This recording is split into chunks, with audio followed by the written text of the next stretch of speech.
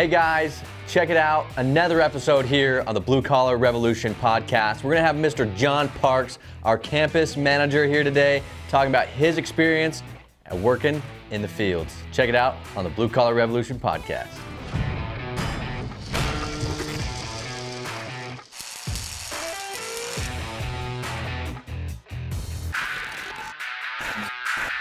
Mr. John Parks, how's it going today? Good, how are you? Pretty good, can't complain too much. So here we are on the Blue Collar Revolution podcast. Now I got a couple questions for you. First off, tell me what you do at Western Welding Academy. Well, I am the campus president there at Western Welding Academy. So I pretty much oversee most of the students, most of the instructors, the coordinators, for the most part just the entire campus, I guess. Yeah, just day-to-day operations. Kind of like the principal. Yeah, I do. So you're the campus manager now, right? So what were you doing before that? Oh, I was an instructor, actually. I started out as an instructor for, about six or 8 months or so. Okay. Basically just teaching students, just like the other instructors, pretty much our entire course. So how long have you been in the welding industry? Professionally, only about 6 or 7 years. What did that look like? So when you were, I guess, how old were you when you got into welding? I was about 28 or 29 when I really got into it, like professionally, career-wise. Gotcha. So it wasn't like a straight out of high school, jump into it kind of thing? Nope. I've always just kind of dabbled in my garage, doing custom projects, stuff like that, but never professionally, so. What made you want to get into welding? Oh, well, I had been in the mining industry for quite a few years, about 8 years. I had the opportunity to pretty much start over and change careers, so I did. Like I said, I've always loved doing it in my garage, fabbing and stuff like that, just having fun. And then I figured, well, why not make it a profession? You were given an opportunity, but what made you want to do it? Was it money? Was it just something different? Not necessarily money. I've always made pretty good money. It was just a big career change for me. I wanted something fresh. I was over equipment and operating equipment, stuff like that, and the nights and everything else. I've always been a hard worker, and like I said, I've always loved welding, fabricating, just building things myself. That's kind of what I did in my garage, so I wanted to escalate that and go from there. Yeah. I remember the first time I met you. It was in an MSHA class. Yeah, it was actually. That was a long time ago. That was, yeah. I was just starting, it was Cordero Rojo. You know, I started as a welder there at that time, and I think I just turned 18. So that was 10 years ago. Yeah, it was about the time I actually moved out here, because I was just starting mining then, I think, too, roughly. Did you spend most of your welding career in the mining industry? No, I kind of started out doing a lot of stainless, a lot of MIG, actually, more than anything, and then progressed into stainless steel. And then a lot of combo work, but the mines, I was mostly an equipment operator. I, of course, helped out the mechanics and stuff here whenever I could. It was just always fun to do. A lot of times everything was a rush to get things done, get back in production, so I didn't get a whole lot done in the mining stuff. Gotcha. Where did you work after the coal mines? I actually worked for Apex. They're out of South Dakota. Pretty good company. Chris there, he was the owner at the time. I assume he still is, but he was an awesome dude. Great company, a lot of stainless steel, and then, yeah, kind of just progressed from there. Here we are. Here I am. Nice. Out of all your jobs that you've done, have you always been in the blue collar type industries, or? Yeah. Since I started even real young, I was always in anything blue collar. So this is probably the closest pencil pushing I've ever been in my life. So, out of all the years of your work, what is your most favorite thing that you've done? Like job-wise, like one specific job that really rings in your head. To be honest, it would be. I was a plant manager for a frac sand plant. That was probably actually the most fun I've had. Had an awesome group of guys, and I didn't just weld. I managed a frac sand plant, but I was also there with the guys. Like I did everything. Rebuild pumps, just everything. Welding, like you name it, operated equipment. Like I did literally everything on that site. And I learned the most too. So that one really pushed my resume. Building like conveyors, splicing conveyors, you name it. Like we did everything there. So it's probably one of my most favorite ones. That's cool. How many people were you working with then? I had roughly 20 to 30 under me at about any time usually, give or take. Where was that at? It was in Wright. In Wright? Yep, not too far from here. Wright, Wyoming. I was there for about 3 years, I think. So now that you've gone from being an instructor, going to campus manager, now being an instructor, what was your favorite thing about teaching these kids? Well, that's a tough one. There was a lot of fun, to be honest. I look at my own kids and learning and making it fun for them, and I try to translate into these students, of course. But just BSing with them, getting to know them, giving them a little bit of hell here and there. It's a blast. I mean, it really is.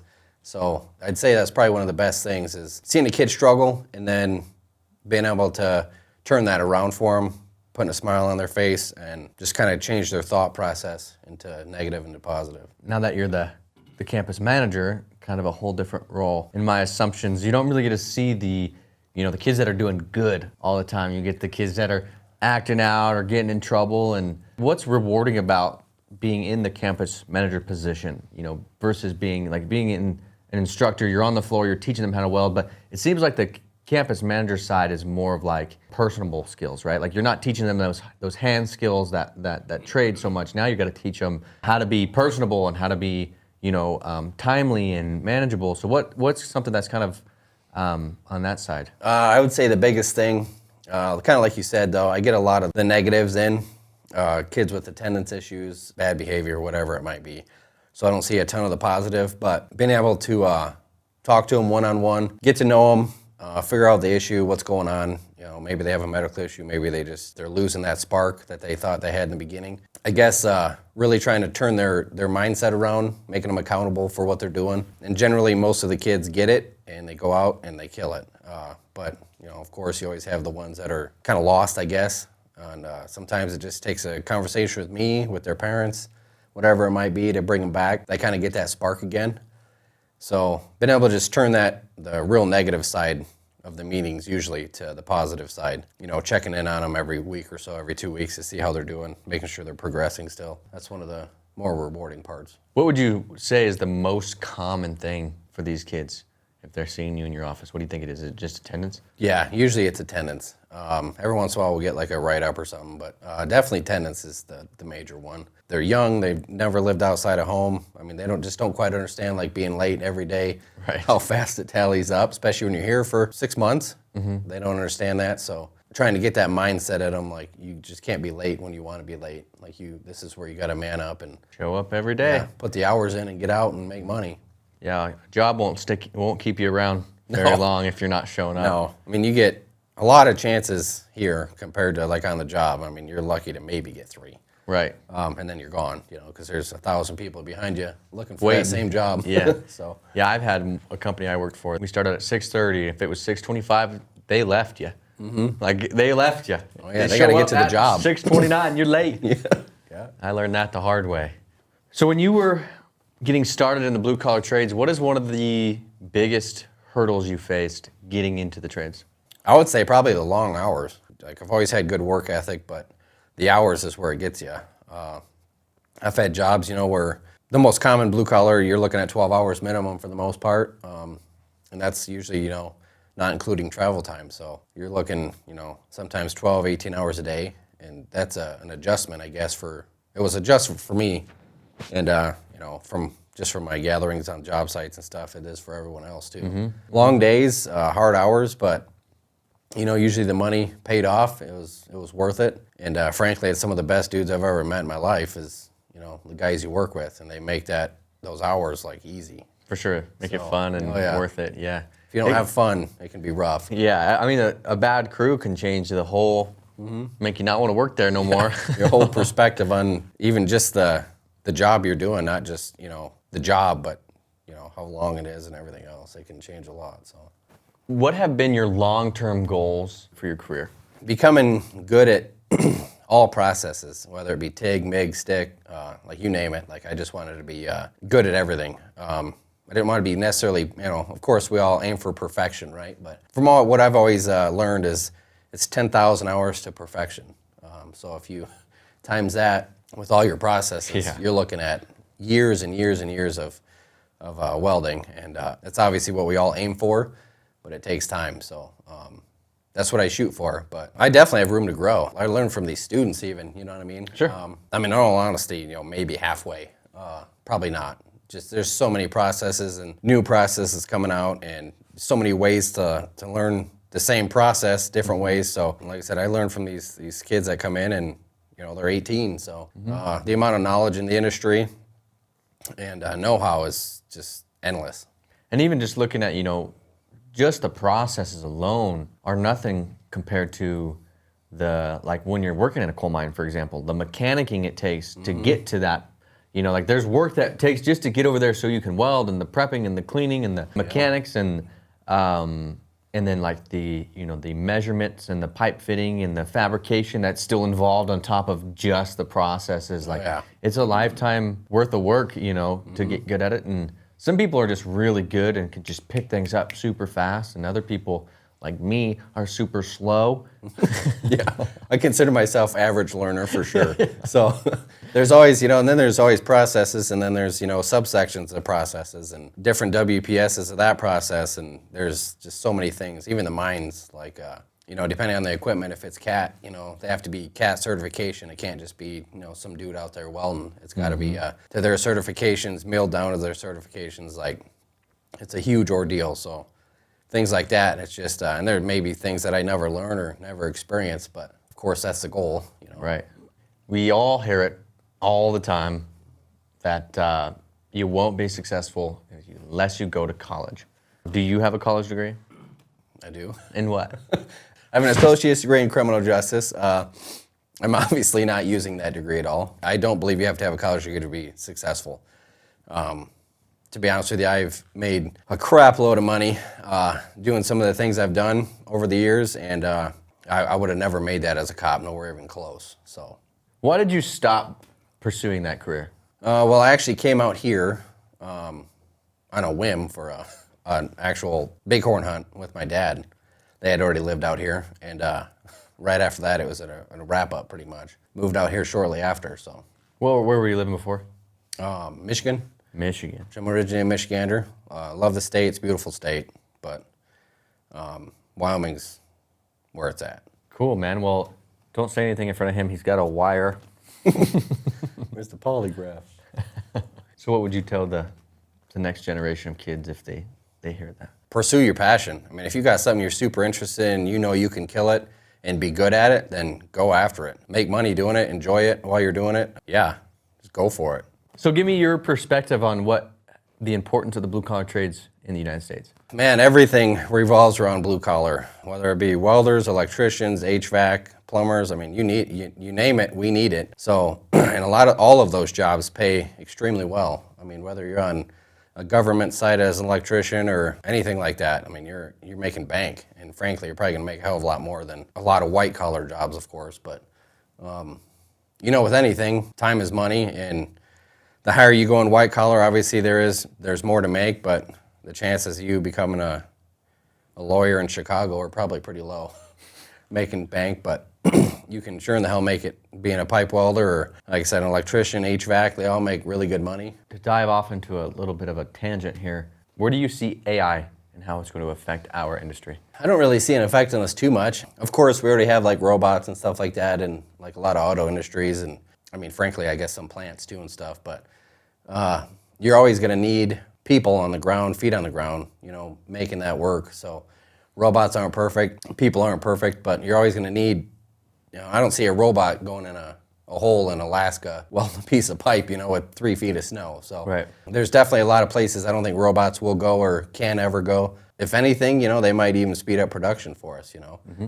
But you still need welders, you still need fitters, you still need all that type. Yeah, it's pretty crazy when we talk blue collar, white collar. Like, white collar is being rapidly replaced by AI. For example, that Google's got VEO3. I mean, how long until movie industries are put out of business and replaced by prompt theory? I don't know if you've seen those videos; those are kind of funny. But I mean, it's going to affect us in a way. Oh, certainly. And I do believe that a lot of it, it just can't be done. It's going to take many of years to get robots to be to the point where they're effective like a human. As the saying goes, I couldn't imagine trying to perfect one of those. Robots have come a long way for sure in the last 15 years, but they still got a long ways to go. Right. So I'm even curious to see what it's going to look like in 10, 15 years. So it'd be interesting. Yeah, it's going to be a journey for sure, but I think we're pretty safe, especially if it just keeps raining. Yep. We're going to be all right. Can't have none of those things getting wet. So we work with the kind of a younger generation, 18-year-olds to 22 is kind of our average age. You always hear the next generation, we're so screwed.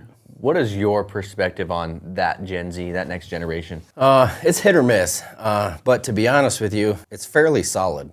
The amount of students we get in, I guess when I was working for jobs and stuff like that, we got a lot of like that type, just Gen Z, and they fit, you know what I mean? They fit the narrative, I guess. They dropped off fast, they weren't work ethic wise, it was pretty bad, but being in the position I'm at now, it doesn't seem like that, so it's kind of odd. We get a lot of 18, 19-year-olds that want it, they flourish, they do awesome. Even their parents will say like, hey, he was spoon-fed most of his life, but they're willing to let us kind of take the wheel and mold them and make them, awesome men and women of this trade, and it's awesome to see. Every once in a while, yeah, we get a bad apple here and there, but for the most part, it's still a pretty solid, generation. So in your life, as you've gone through and worked in the trades, what has this industry given you?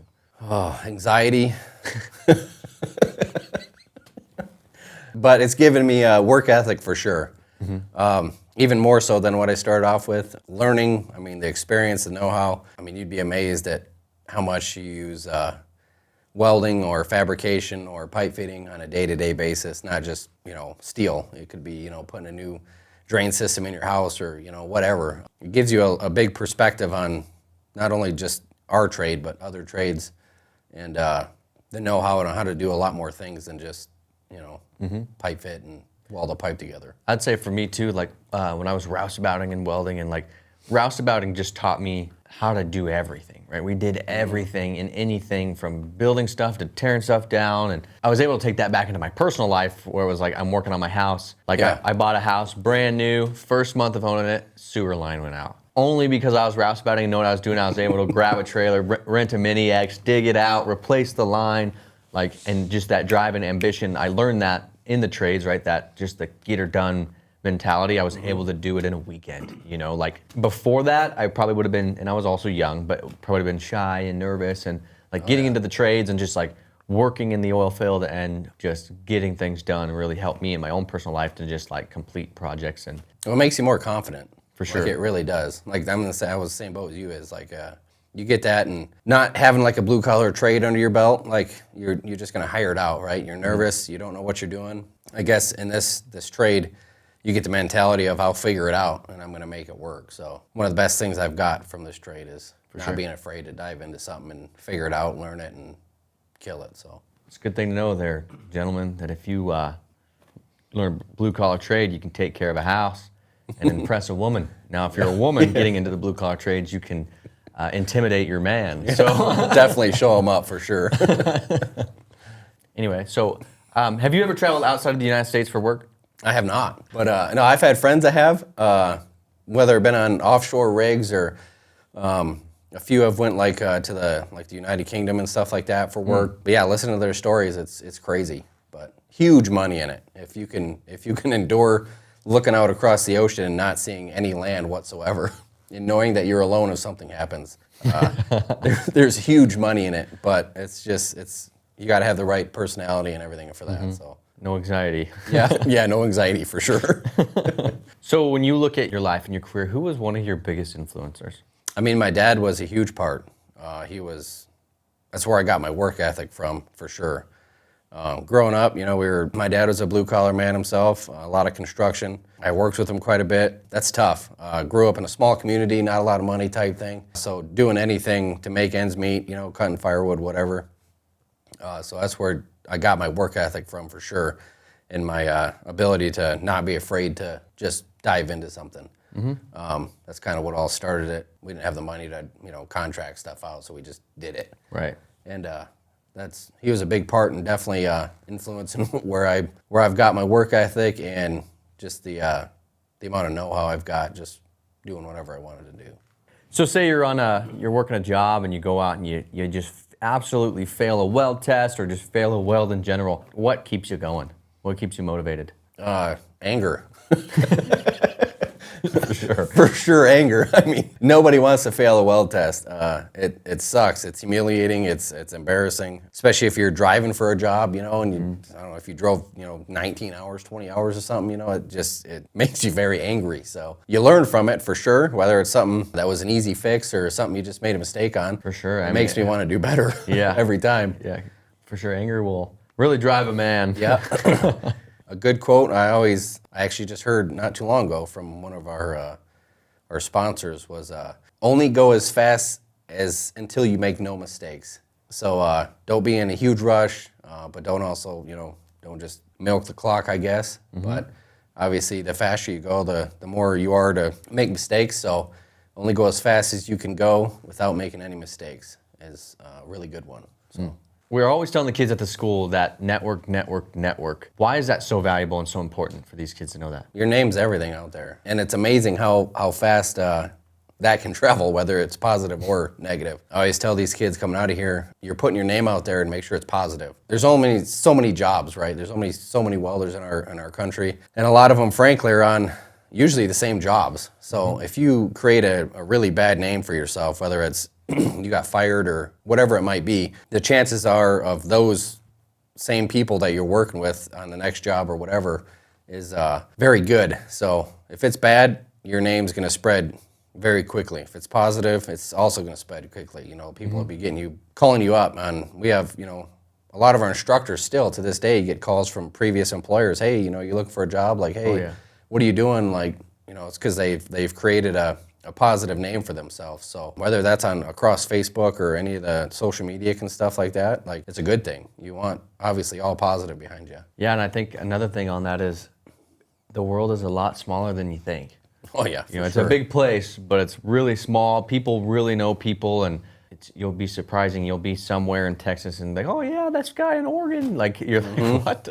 But it is. It's just people know people, and networking it's so powerful and so important to keep being a genuine person, I mean, we all have our bad days, but to be able to build those relationships and work well with others, it will take you really far. Oh yeah, being positive and just having that a really good, strong work ethic will take you very far in almost any trade whatsoever. It's wild, I don't always look for, the perfect welder. You get a guy set in his ways or he's just an a-hole. A lot of times he ain't gonna work out. Right. Yeah. So, they might use them if they're desperate, but if they don't have to, they're not gonna. For sure. It's good to be confident, but also humble. Yep. It's important. Very good. Well, John, thanks for joining us. Thank you. Appreciate you. Appreciate me having me on here. Absolutely. Until next time. Hey guys, thanks for watching this episode on the Blue Collar Revolution podcast with Mr. John Parks. Thanks for coming in, John. We really appreciate you and all the things you do for us at Western Welding Academy. You know the deal, guys. Like, comment, subscribe. It helps us out a bunch. See you next time.